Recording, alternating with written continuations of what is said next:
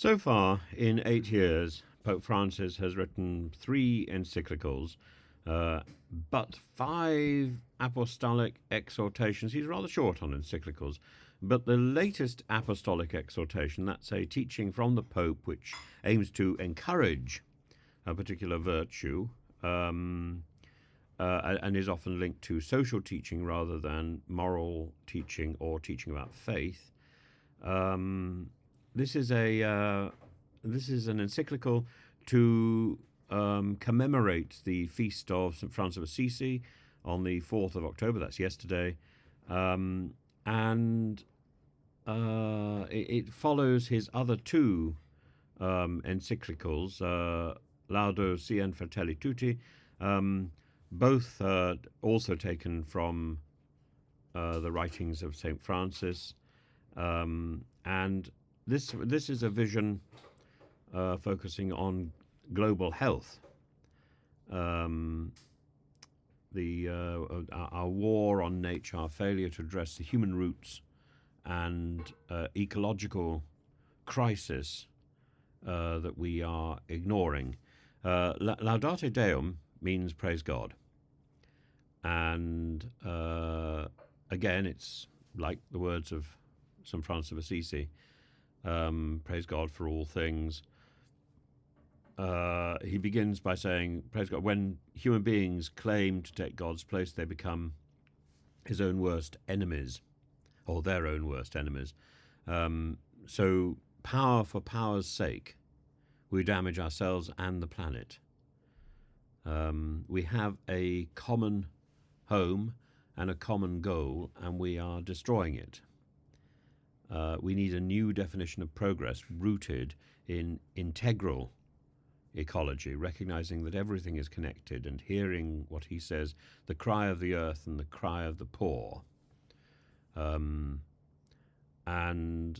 since his last encyclical was published, the global pandemic has traumatized the world, shocked world order, and in the words at the beginning of Fratelli Tutti, he says, exposed our false securities. But representatives from 190 countries have since met annually since his encyclical was published to address the issue of climate change. And while there's been some progress, the principles agreed on have not yet been implemented, and national interests are far too often placed above the common good. So Laudate Deum is an urgent call by the Pope to tackle the climate crisis, recognize that time is running out, and that we have this limited opportunity before irreversible damage is done. And he starts off by saying that the climate crisis is real, it cannot be denied, it has been caused by human activity. So that's what Michael Crichton, one of his last books, was